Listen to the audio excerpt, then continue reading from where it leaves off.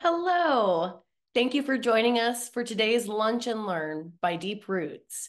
I'm your host, Cydney Ross. I'm the Outdoor Education Manager for Deep Roots here in Kansas City, and we have a great show for you today. Before we begin, I just want to go over a couple announcements.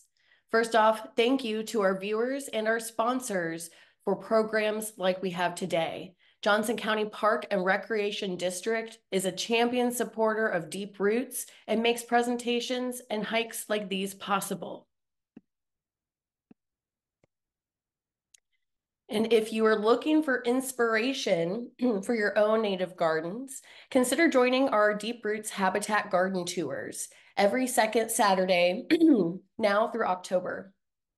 It's actually this Saturday that we'll be doing our June tour, and I'm really excited to explore the different gardens in Roland Park, Kansas. It'll be a lot of fun. You can either take a photo of the QR code at the bottom of your screen or hang tight, and I will drop a link into the chat following these announcements. Next weekend, on Saturday, June 15th, you can join me and Matt Garrett out at the Shawnee Mission Prairies to view these plants in person. So if you enjoy what you see today, consider taking a hike with us. It's a lot of fun, and we still have some tickets available in our second session. This webinar will be recorded, and all resources will be available online following this event. I'll be sending out an email later today with the resources as well as a link to the recording. And if you don't mind, please fill out the brief survey that I'll include and let us know how we did today. Your feedback is important to us. Don't forget, put your comments about what you see during today's show in the chat. And if you've got questions, be sure to put them in the Q&A. Matt Garrett will be joining us at the end of this presentation to answer your questions live. And before I introduce him, also, we're going to have a pop quiz at the end of today's presentation. So stick around and you could win this beautiful set of native plant-inspired cards created by local artist Nancy Waugh. We got rose verbena, prairie larkspur, plains coreopsis, and more. Many of the species featured in her note cards will be seen in today's presentation. So that's pretty cool. Okay, so I would love to introduce our guest expert today, Matt Garrett. He is the Natural Resource Manager for the Gold Medal Award-winning Johnson County Park and Recreation District. He's dedicated his entire career to environmental education and natural resource management in the Kansas City region. Matt is a regional conservation leader focused on large-scale prairie restoration, invasive plant removal, and conservation planning. In his spare time, he mountain bikes and throws his frisbee to his blue heeler. Hey, Matt, how's it going today? Great, glad to be here. Thank you so much for joining us. I had a great time with you on the prairie the other day making this episode, and we're super excited for you to introduce what it is we'll be diving into today.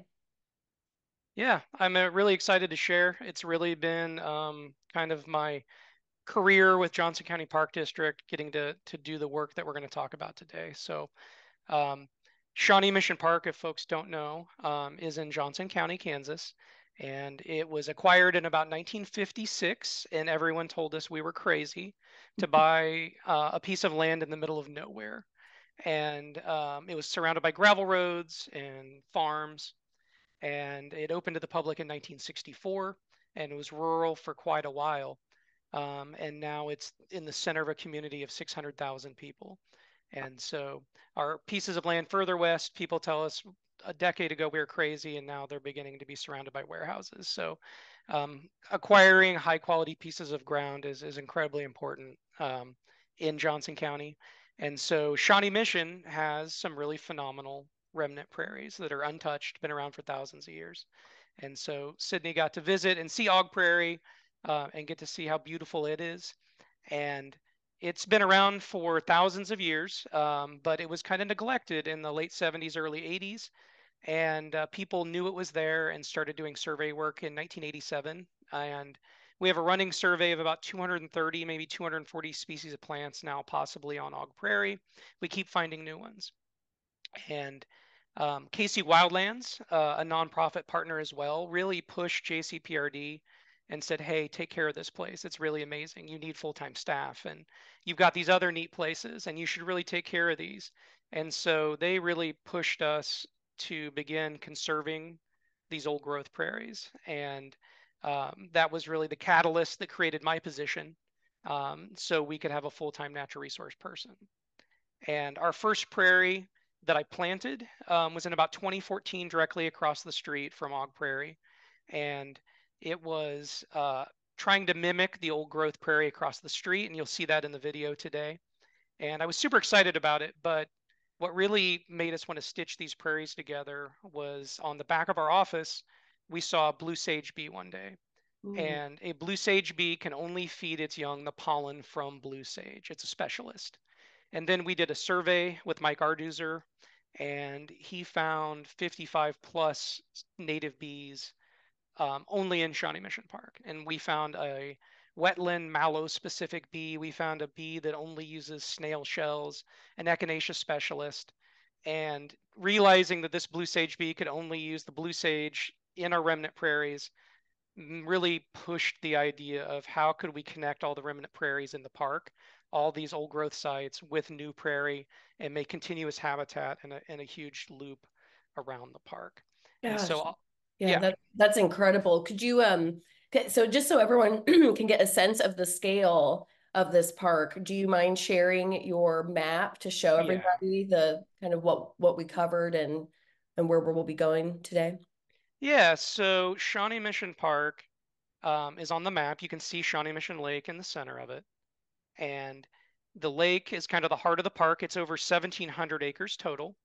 And so I made some colored polygons. And so orange is going to be an old growth prairie with Og, the dead center prairie in the middle of the park. Yellow are new prairies we've planted.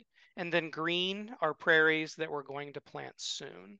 And so you can see from the Mill Creek Streamway all the way up to Renner Road, we've planted about 140 acres of new prairie with the old growth prairie. So you Wow. can see how we're stitching a giant amount of new habitat together to strengthen the biodiversity in these old growth sites.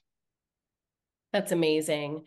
Well, I think we have a really, I am biased, of course, because I helped create today's content, but it's a really cool thing to see these prairies, not only the ones that are old growth, which is really cool to see flora and fauna associated with this area for thousands of years since the Ice Age, but then also to see like what does it take to start a new one.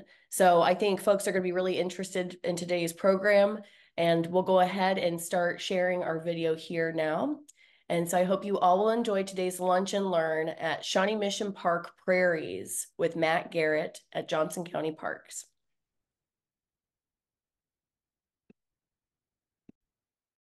We are at a 4-year-old prairie restoration in the center of Shawnee Mission Park, a park that gets 2 to 4 million visitors a year. And so we're kind of in the heart of the busiest park in the entire state of Kansas, and we're going to be looking at how we've stitched prairies together through the center of this really busy park. This is a prairie that was planted with a pretty standard JCPRD seed mix. And what we see right now is just a huge explosion of Penstemon digitalis. We're seeing a bunch of Monarda just beginning to kick off, lots of goldenrod lurking, and due to a Sericea Lespedeza issue that was lurking in the seed bank, we did a growing season fire late last year on this unit, and that's why the Penstemon is the absolute explosion you see right now, with bumblebees just vibrating and shaking us as we're standing here. So a remnant prairie is equivalent to like an old growth forest. It's an old growth grassland. And so it's been here for thousands of years. And it's a complex ecosystem with as much going on below the ground as above the ground, between fungus and bacteria and plants and animals that are all working in unison.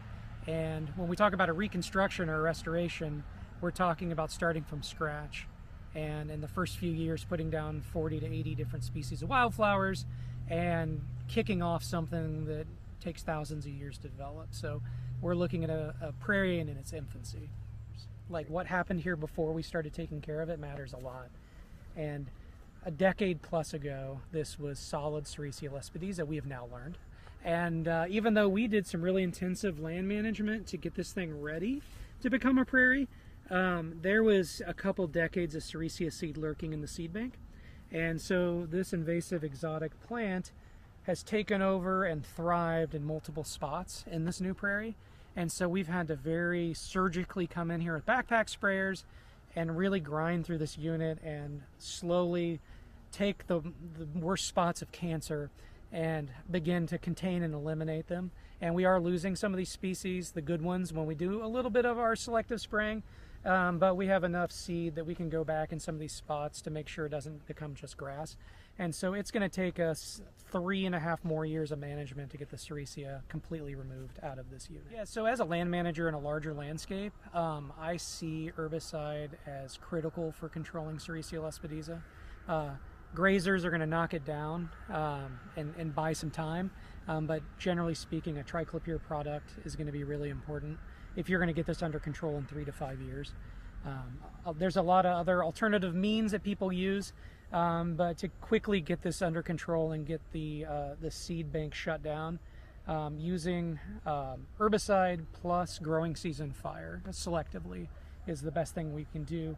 This unit, we intentionally burned it when the Sericea was blooming last fall and absolutely hammered and stopped every single mature plant from dropping seed on top of spraying it all summer. And so we are using 2 different methods, using herbicide and fire.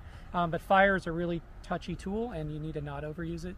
And so we're not going to be putting fire on this every growing season, but every couple cycles until we get the Sericea shut down.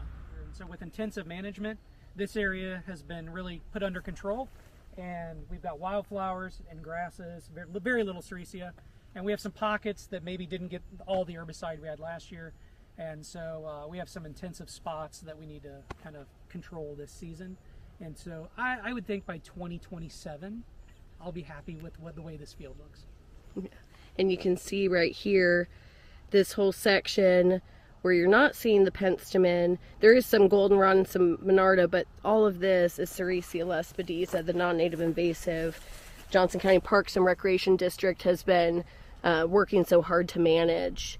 And also a really cool way to tell if you're looking at a invasive, non-native invasive versus a native Sericea. Let's see if I get this on camera. If you hold it up to the light, you can see the venation on the invasive is very well organized. And if you looked at the native Lespedeza, like round-headed bush clover, it is very chaotic and doesn't have that same organized structure that you can see there. How you interact with a prairie at Shawnee Mission Park is different how you would act on a Missouri Conservation Prairie or a Missouri Prairie Foundation prairie in a big open landscape. So our prairies are anywhere from 5 to 40 acres with 2 to 4 million visitors a year. And so in a context of a Johnson County park, it's best to visit from the edges, and if you can do it without like causing an impact. But we've already, just in this first prairie we visited today, have seen multiple routes where people have smashed plants and observed areas where portrait photographers have smashed flowers down. Yeah, that's unfortunate. This park sees more visitors than any other park in almost the Midwest. So you have to think about being more careful here than you would in most other locations. So here you can really see foot traffic damage in the prairie, which is why it's really important to limit, like Matt was saying, your impact. Now if it's, in this case we're showing you for educational purposes, and when we go visit the prairies, we will have considerate ways to interact within that space with larger groups. So this is the pump house prairie, with a caveat that it's not a prairie yet. And so last year this unit was sprayed with glyphosate and was burned at the end of the season with all the dead material being ripped off the ground with fire, and it is due for its next treatment. So this is going to become a prairie next year. And so the glyphosate is going to go down again the first week of June. Then it'll go down again in late August, early September. And that'll be 2 solid years of seed head suppression, killing off cool season grass. We also put down an herbicide called Plateau, which also really hurts cool season grass. So the idea is to get the cleanest seed bed possible. We want to have healthy soil that has weeds under control. And then when we're ready to plant this prairie, we're going to come in here with bare ground. We want it to look like a baseball diamond. And we want to have absolutely no vegetation, and then we're going to broadcast seed wildflowers and grasses onto the bare surface. In a perfect world, we'd actually do it on snow, on a sunny day, and let the snow pull that seed down in the ground. A lot of our good units have been snow seeded. And so we will come out here and we'll get all this prairie seed in it, and then the first growing season it's going to get weedy, and we'll mow it once or twice to keep sun down on the seedlings, and by year 2 and 3 it'll start to look like the unit we were just in. And so this is going to be kind of breaking the eggs before you make the omelet. So this is going to look a little rough. We do put out signage that says prairie in progress, you know, pardon the mess. And so we try to communicate with the public that the reason this field is looking so rough is either it's getting converted or it was just converted. And usually by year 3 it's clear. Year 2 to 3 it's clear that it's a functioning tallgrass prairie. Wow. Getting a prairie in the ground really starts 3 years before you plant the prairie.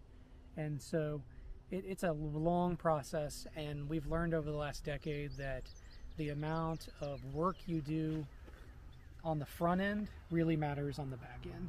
And so controlling the weeds and putting down the correct amount of herbicide on a scale this big is really critical. That if you don't control the weed seeds, it's going to be really problematic. If it's full of Sericea or it's full of Johnson grass and you don't control all those species, and then you plant a prairie, it's never going to take, and you're going to be fighting it forever.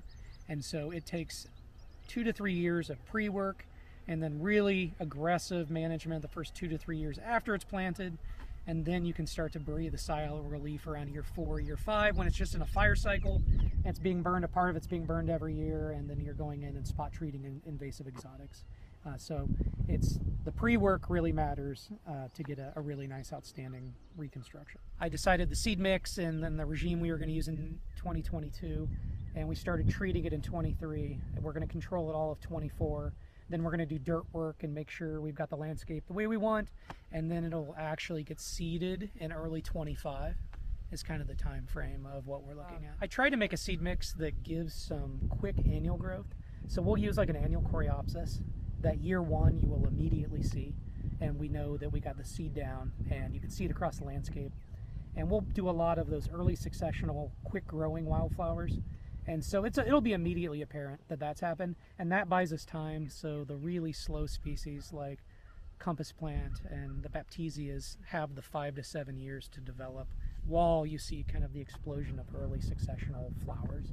And so I try to make a seed mix that intentionally shows you it's a prairie real fast, but as long as those things begin to fade and the complex plants come up, long term we'll get that complex ecosystem we're looking for. All right, so we are at the Balloon Port Prairie now at Shawnee Mission Park, and at one point this was an airfield where balloons could land. So this is an 8-year-old prairie, and it was probably one of the most expensive seed mixes we put down because this is directly adjacent to an old growth prairie. And so the goal here was a companion planting that would mimic Og Prairie, which is adjacent. And so I want to say the seed mix for this was $1,300 an acre, pushing upwards of 80 species of wildflowers, and then continually overseeding them. And so instead of having huge explosions of really aggressive young wildflowers, this is beginning to become a balanced prairie that's getting the looks of maybe something down the road will look old growth. So we're seeing mature compass plant, we're seeing mature rosin weed, we're seeing large areas of Baptisia and Echinacea. Rattlesnake master. Rattlesnake master. Yeah. And we're still finding Sericea. So I walked this prairie for the last 8 years with a backpack sprayer and staff like Tessa every year, shoulder to shoulder, and we spray every single plant that we find, and there's still a few that survive. And so in this unit, we still find Sericea even though we incredibly aggressively manage them. So it's just, instead of weeks of problems, this is a one-day visit. So this prairie gets burned, a piece of it every year. A quarter of this prairie burns every single season, a quarter to half, and it gets a one-day treatment for Sericea Lespedeza, and now that's all there is to it. And so it is off to the races at 8 years old. It's the child that just graduated high school, and this prairie is going to college. And it's funny. When you come here after a heavy rain, this unit is not an old growth prairie, so it doesn't have thousands of years of roots. When you walk on Og Prairie after 5 inches of rain, the ground is firm. When you walk out here, even though it's an 8-year-old prairie, it's mucky and it's muddy, and the huge amount of the world going on underneath the soil is not thousands of years old. And so just the way a young prairie absorbs moisture is completely different than an old growth unit with, you know, thousands of years of roots growing and dying back. So we're looking at compass plant, one of my favorite species, and it takes it a lot of years to really take off. And I specifically in this unit put out like a 25, 35 pound bag of compass plant on this site that I hand seeded. And each year it's got more lobes, more leaflets, whatever you want to call it. And this unit will be just a forest of compass plant. It's a really cute plant. This is back to compass plant that he was just talking about. And the reason we call it compass plant is because these alternate leaves will point north and south. So if you're ever walking around in the prairie and you're not sure what direction you're going in, look at these leaves and you'll figure out not only the direction but where you need to go just by looking at the leaves of this plant.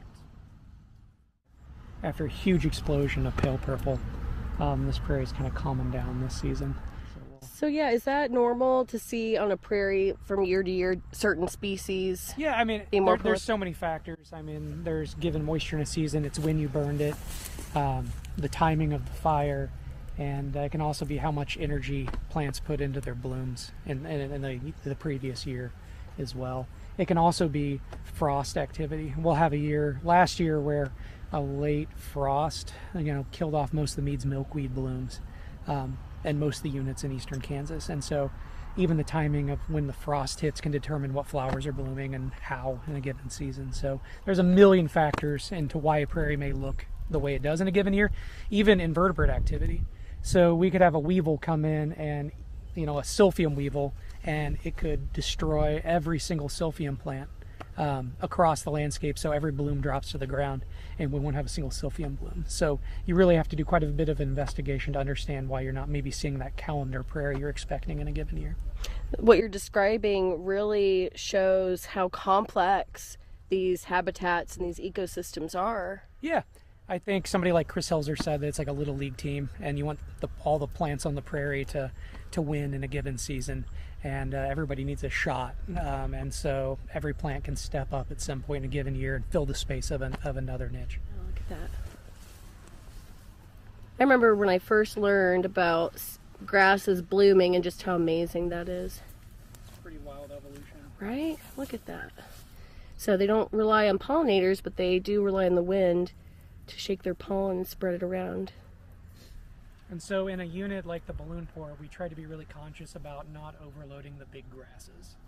And so we wanted this to mimic a late a late old growth prairie, where we want to see a really nice balance of species. So in a really old prairie, you see drop seed, you see little blue stem, you see porcupine grass, and you don't see just these CRP big blue stem disasters. And so we try to go easy on the grasses and really just put enough in there for structure so the wildflowers can develop. Because if you burn late in the spring and you dump a bunch of big grasses in here, you're going to eventually end up with just big grasses. And that's something our agency did. And we learned in the late 90s that when you plant big grasses and you rip fires in April, you end up with big seas of big blue stem, which don't have a ton of ecosystem services compared to a prairie with 100, 150 different kinds of wildflowers and grasses. All right, so now we're up on the Oak Ridge portion of Shawnee Mission Park, and we're looking at a prairie that was just planted in January, February, and March of this year. And so it is incredibly weedy. You've got grasses that are popping up in here. You've got annual weeds. You've got all kinds of different species that are filling the void on this bare soil. And so there's a lot of annual weeds that have been lurking, waiting for an opportunity to pop. And so the first year prairie planting is an awesome opportunity for them to kind of explode. But we do know the prairie seed is here because we have Plains coreopsis or annual coreopsis that is popping up in this unit. And you're able to see it. And I think that might actually be a spiderwort coming up. Oh yeah, look at that. In the first year prairie. There we go. And so you really have to dig around in an early first year prairie and see signs of life, young coneflowers, young black-eyed Susans, and dig around and find tiny species like that looks like a tiny pale purple maybe coming up from seed. There's another Coreopsis. And so they're all just lurking and building roots. Everything in here is just biding its time and kind of growing roots for a couple seasons before it explodes. But this first year we are going to have to mow this thing.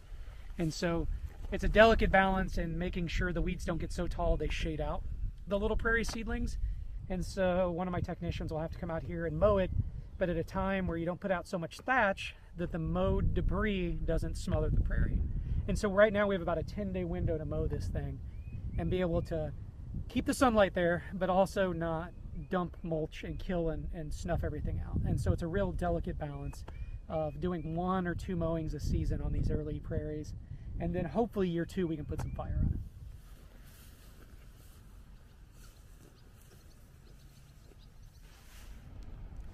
All right, so Shawnee Mission Park, as we've talked throughout the video, is a location that sees millions of park visitors.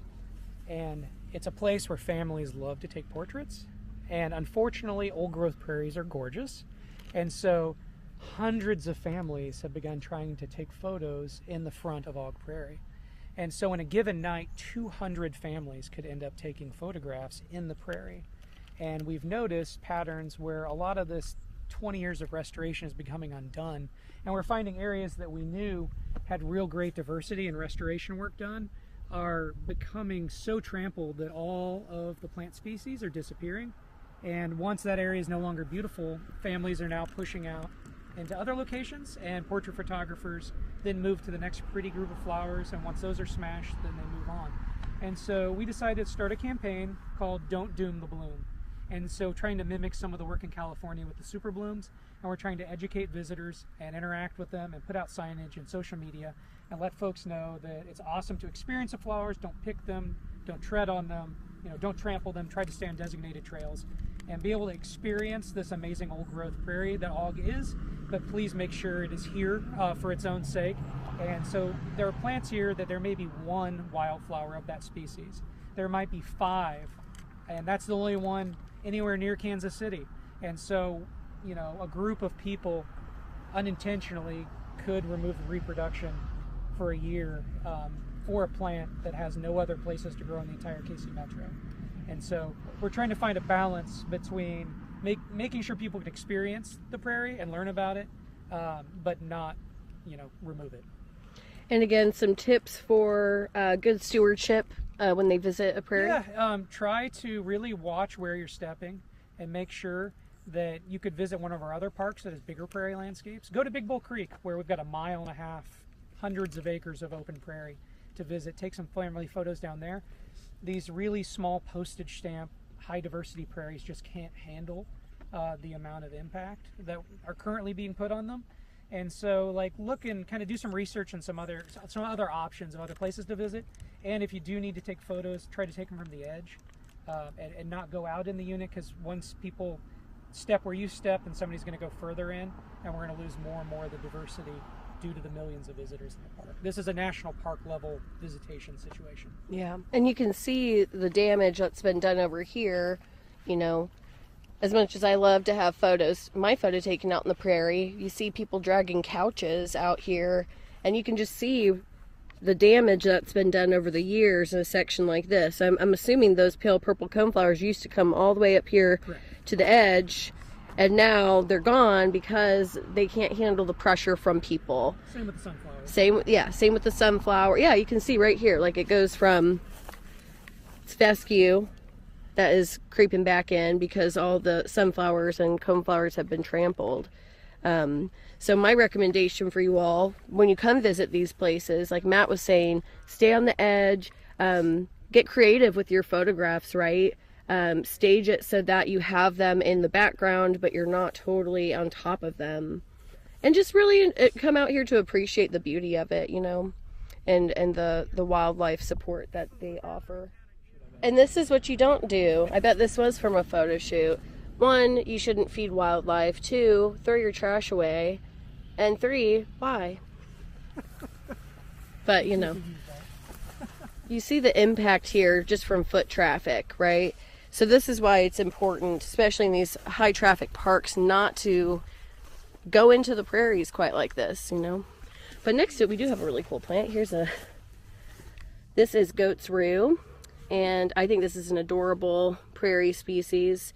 Very Barbie, with the pale purple coneflower. Yes, it's a technical term. So we've got Echinacea coneflower, or sorry, Echinacea pallida, pale purple coneflower, and goat's rue. I can't remember the scientific name. But look how downy these leaves are too. And what's cool is that every winter, Casey Welllands and I seed in here. Yeah. And so we had volunteers throwing seed out, and we're getting new species on the site every single season from our collaboration with Wildlands. And so this winter, 40 volunteers probably walked across this with buckets, and out of 300 plus species that were collected in the regional seed barn, a lot of that mix went out on Og post-fire this year. And so every single year we're increasing the diversity of this site. And the higher diversity means a healthier ecosystem. So I've never seen this plant on the front of the prairie. It's really cool. And so this is a direct result of our work.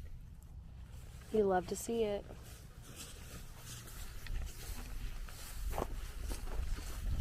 There is Plexicalis, and there is its seed pod. Ooh. Okay. And it's we can talk about, if you want to, or you can talk about seed collection, what the pink flag means. Me? Yes, I can. If you want, yeah. Yeah. Okay, so we came across this clasping milkweed, and you may come across these little pink tags when you're in high quality areas, and those are indicative of marking a species so professionals can come back and collect the seed. So like Casey Wildlands, with the support of Johnson County Park and Recreation District, they will tag these sites, and they will come back later to find it once everything else has grown and the seed has matured. So one of the scariest things about managing a place this cool is we have one Asclepias and Plexicalis in front of us, and I know that there's two others just over the hill here. And so in a prairie this small, you have so few individuals, and that's why it's so important for our seed team to collect the seed, spread it, and get it back on the ground so we can increase the viability of these different populations of rare plants. What are we looking at here? This is called cat claw sensitive briar, and one of the reasons it's called that is because it has these little thorns. Another reason is, as you see when I touch the leaves, they fold it up like that. It's a defense mechanism against animals that want to eat it. Very cool. So pretty. So pretty. Look at that. Look at the little puff balls. Oh my gosh.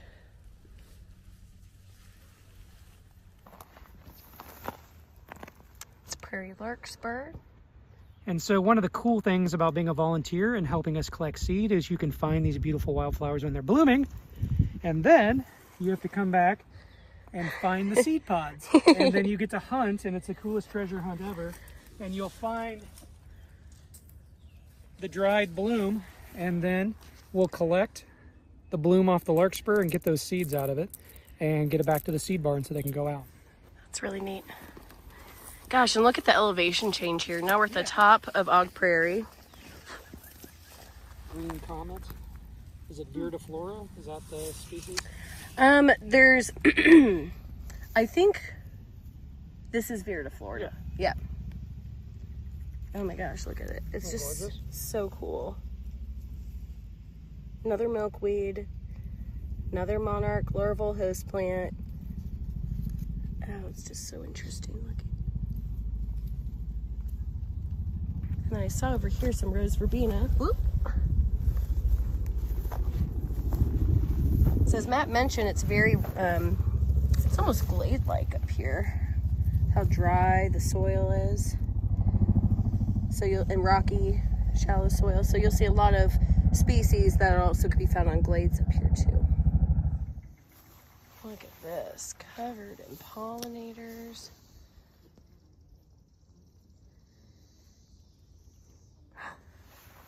Y'all, have you seen this moth before?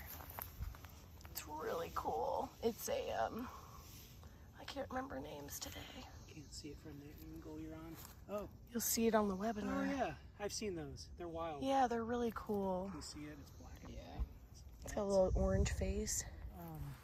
Penstemon cobea patch. Oh, yes. Look how purple they are here. It's so purple.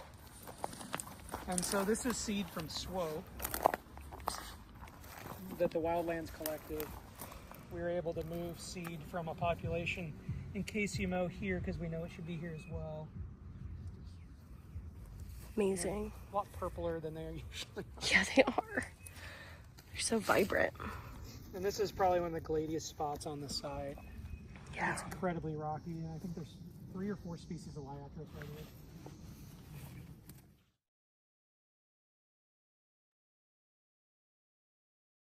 All right. How cool was that? Matt, I loved reliving our time on the prairie, and I can't wait to go back on June 15th. It's going to be so fun. It's going to be awesome. Okay, we have a vibrant Q&A going on. So folks, if you have any questions, please drop them in the Q&A and we'll do our best to get to all of them today. So we will go ahead and dive right in. So the first question is from Antonia. Are the bee balm and penstemon they buy in the native plant sections of their local nursery the same as what we're seeing on screen? Are they the same type of species? Are they as prairie hardy as the true natural natives? Do you have any thoughts or opinions on that, Matt? Yeah, so I think that it's like everything in natural resource management. It depends. So obviously you can buy from a native plant vendor locally in Kansas City, a small vendor, and they can tell you, hey, it's Joco seed, it's Douglas County seed. But even as a professional, I've made mistakes and maybe purchased a seed mix from the Ozarks where the Monarda ends up being knee high instead of thigh high and blooms a little off. And so I think you really have to do your research to get the local ecotype seed available. So it takes a little bit of kind of just a little bit of legwork to figure out whether it's local Monarda. A lot of times the stuff at the bigger box stores probably aren't. It's going to be some sort of a nativar that has some of the ecosystem services, but not quite the full extent of a local ecotype Yeah, species. that's great. Yeah, so 10 out of 10 recommend go to your small local nurseries, your local native plant nurseries, because that'll be the closest ecotype you can get for sure. Okay, Carolyn's asking, where does Johnson County Parks and Recreation District get seeds for broadcasting the native plants? Yeah, so it's a combination. I actually do a bid and purchase $100,000 worth of seed a year, and I usually can get a pool of seed vendors. And I've broken it out. I'm kind of geeky in that way where I have a price for a short grass mix, a tall grass mix, wildflower mix, and a legume mix. And so we can buy from 3 or 4 different vendors, and we can purchase different amounts and mix them as we want, depending on how we want to do it. So those are all commercial vendors, but the seed coming from the seed team from KC Wildlands is critically important to get that priceless local seed. And so we're all out hand collecting this stuff, cleaning it, mixing it in the wintertime and putting it back out on the ground. And it has value that can't be calculated. And even we put the trash out. We have prairies that were planted just from seed trash after cleaning. All of the leftover trash goes into buckets and barrels. And we have a couple prairies at Heritage Park that are amazing. And it's just the trash left over from the seed season. That's so cool. So that's when you say trash, is that like the hulls or like the outside of the Correct. seed? Okay. Non-viable seed and the holes and the stems and all of that, we will just put it in a tractor with a big fertilizer thrower, chop it up and just dump it on the ground. And there's lots of seed still lurking in that trash, compost, whatever you want to call it. Love it. Nothing goes to waste. Okay, so several folks are asking about how to interact appropriately on the prairie, given what we saw, right? We've seen the impact of big crowds. So this is kind of a multi-part question, but are prairies used to being smashed, like thinking about bison? Sure. And the second part, since the prairie gets a lot of foot traffic, have there been considerations to create a path or have like a viewing area, etc.? Sure. All great questions. Bison and disturbance are truly part of prairies, and in the context of 1 to 2 million acres, hundreds of acres, thousands of acres. And so unfortunately at Shawnee Mission Park, it's very specific to Shawnee Mission Park where, yeah, grazers and megafauna usually would be rolling across thousands of acres. And this is more like visiting Rocky Mountain National Park and we're asking you to stay off the alpine tundra situation. And so most places you go, you can go out into a prairie and the dispersed use isn't going to cause an issue. We're talking more visitors than the next 2 state parks in Kansas combined. And so unfortunately, the localized disturbance just from hundreds of feet on a micro postage stamp prairie unfortunately doesn't correlate to the grazing and the big disturbances. So it's just such a micro site with so many visitors. It creates kind of a unique thing that only happens at Shawnee Mission in our state. I see. And a follow-up question on this from Robin. Is it better for a group like to walk widely or dispersed or in a single line when they're walking through a prairie? Widely dispersed. Unfortunately, an adventure race went through that prairie a couple days before our event, and we didn't find out about it at the time, but 100 people went in direct rows through it, and we'll see that damage in the site for the rest of the season. So dispersed use, spreading out would make the most sense, and just be careful where you're stepping. And we have been asked about, would we mow out a circle where people can take photos? And unfortunately, what we see is once those photos aren't cool anymore, then the circle expands further, further, further. And so it's unfortunately we figured out that we might try that in a restoration or reconstruction, put some rocks out to sit on and create a viewing space. But for og, with the amount of diversity per square foot, it's not something we're entertaining at the moment. Yeah, that makes sense. And something I observed while walking with you on those prairies is there are like, it looks like fire burn lines, like, or margins, like alongside the prairie. So that could be an opportunity for people. Yeah. So you're The mow breaks. there's Yeah, ways you can, the mow breaks. Yeah.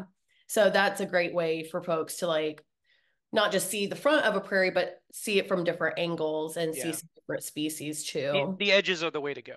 Yeah.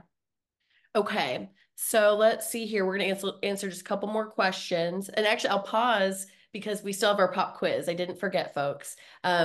So my question for you all is, and actually, I'm going to share my screen while I do this. My question for you all is, what are the 3 types of prairie that we discussed today? Go ahead and let us know in the chat. So what types, what stages are these prairies in? I'm looking for 3 answers. And while you are typing your answers in the chat, go ahead and mark your calendars for our next webinar. On Thursday, June 20th, Native Plants at noon, I will be showing Primrose Prairie in its 3rd full growing season. It's going to be awesome. Okay, and it looks like we got Susan Sanders right off the bat. You answered the correctly. So the answer I was looking for is old growth, reconstructed, and newly planted prairies. Those are the 3 types that we discussed today. So Susan, I will have you message me your address and we will get those note cards mailed off to you. Okay, so back to our questions. Thank you, Matt, so much for your expertise. It's greatly appreciated and just really gives depth to the topic of today. Okay, so some folks are asking about herbicide. What is the impact of herbicides on the quality of prairie? And can you talk a little bit about is this herbicide selective? Just go into that a little bit. Sure. More. Yeah, so in the beginning of the conversation, we were talking about Sericea lespedeza, and I saw there's a question, and so Triclopyr, Remedy, Pasture Guard, that is an herbicide that does not affect grasses, and so it does damage forbs, wildflowers, legumes, and tree species, woody species. And so it is selective to wildflowers and legumes, things like that. So we have to walk shoulder to shoulder with backpack sprayers and very carefully spray those because there can be some impact. There are some residuals in other herbicides. We have a couple conservation specific herbicides that hurt invasive plants but don't affect prairie plants, the majority of them. One's called plateau and the other one is called milestone. And so some people actually plant plateau prairies that you can put the herbicide over and it keeps the cool season grass and the weeds out. So something like Roundup or glyphosate doesn't have a residual, and that's what we use to take off those 2 years of cool season and a lot of the annual weeds and things. And so it doesn't have a residual impact on the ground. And so we'll spray the Roundup and really knock that seed bed back and really clean the landscape up. And that gives us a great start. So we try to always use the most selective herbicide possible when we're out hunting invasives. And we love getting a prairie to the point where it's a 1 person, 1 day, 1 hour visit, look it over for invasives, and we move on. And it's more the unruly adolescent prairies that have some of those kind of soil histories we don't quite have the depth of that we're playing catch up on. And so we try to be as selective as possible with the herbicides. That makes sense. Okay, we've got time for one more question. Carolyn is asking, do you have a list of the seed that you used in the mix of natives? And is that something you would be able to share with us, maybe following the program today? Yeah, every prairie is slightly different, obviously with ratios and other factors like plugs going in, but I do have a standard JCPRD seed mix that I could share with you that could go out to the audience. That would be great. Thank you for that question, Carolyn. And thank you, our viewers, for your engagement today. You had wonderful questions. It was exciting to see everyone's comments in the chat as well. So if you enjoyed our program, I hope you'll join us again. And special thank you, Matt. You were wonderful as always, and we appreciate your expertise and insight to large land management. Thank you. We're excited to see people on the hike. Absolutely. So I will leave this screen up here as we depart. But if you'd like what you saw today, join us on Saturday, June 15th. We have 2 morning sessions where Matt and I will be leading folks to these prairies so you can get an even closer look at what's going on out in the prairie. Thank you all so much and have a great rest of your day.